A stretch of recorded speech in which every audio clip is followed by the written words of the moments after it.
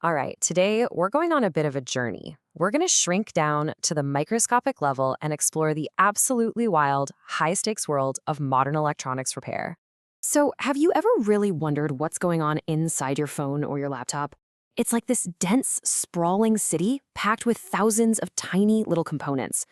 But what happens when just one of those critical parts decides to fail? I mean, you can't just toss the whole thing, right? That's super expensive, not to mention wasteful. Well, it turns out there's this incredibly specialized procedure to fix it, and that's exactly what we're going to get into. Okay, so just like with any operation, first you gotta have a diagnosis. And in this world, the problem usually comes down to one very specific, very important little component. So let's meet our patient. Now, this isn't your granddad's microchip with those little metal legs sticking out. Nope. This is a ball grid array, or a BGA for short. And all of its connections, they're hidden underneath. We're talking about a whole grid of hundreds, sometimes even thousands of tiny little solder balls. It's this design that lets our gadgets be so powerful and so compact. But it also creates a massive headache when it comes to repairs, because you literally can't see the connections you're trying to fix. And, like with anything this complex, things can, and do, go wrong.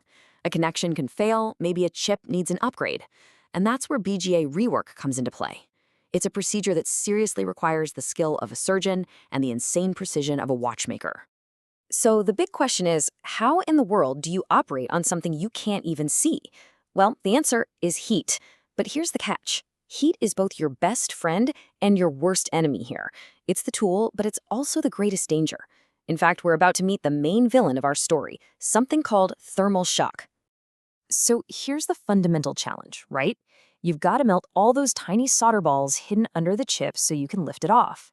But if you just blast it with a heat gun, oh, that would be an absolute disaster. You'd warp the board, you could fry all the other components nearby, you'd basically destroy the whole device. It is an incredibly delicate balancing act.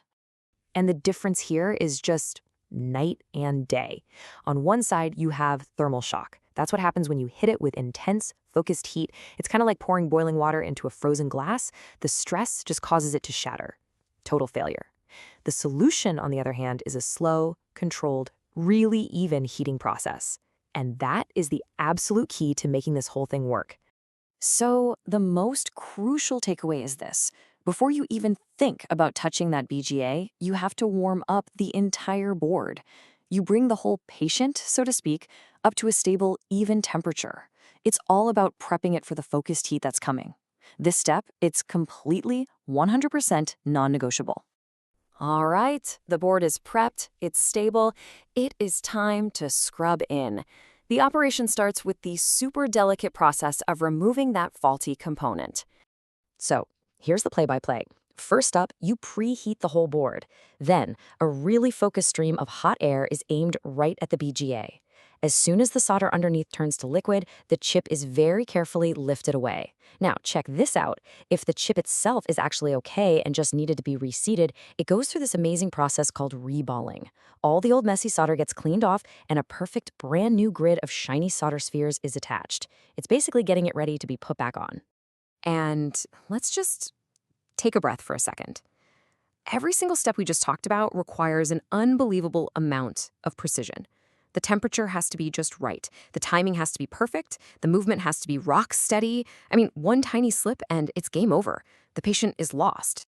Okay, the faulty part is gone. Now it's time for the grand finale. Putting the new or freshly reballed BGA back onto the board and hopefully bringing the whole thing back to life. The process is pretty much the reverse of taking it off, and it's every bit as delicate. The new BGA is placed in the exact right spot. Then, and this is so important, the whole board gets preheated all over again to prevent that nasty thermal shock. And finally, that focused heat is applied one last time in a process called reflow. Those new solder balls melt, they bond to the board, and boom, you've got hundreds of perfect, brand new electrical connections. And it looks like the surgery was a success. But, just like in a real hospital, you don't just send the patient home right away. There's a really critical post-op phase to make absolutely sure everything is perfect.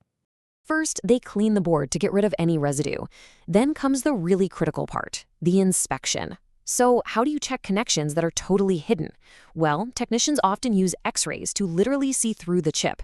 They're looking to verify that every single one of those new solder balls has formed a perfect, solid connection. And only after it passes that tough inspection is the board officially considered repaired.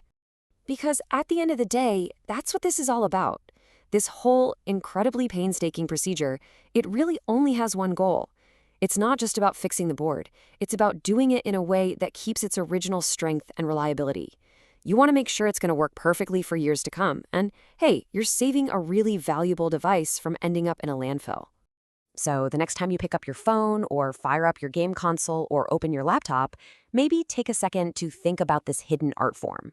It's like this microscopic, high-tech surgery that's happening all the time, all around us. It's the invisible repair that keeps our digital world running, keeps it reliable, and honestly, makes it all just a little bit more magical.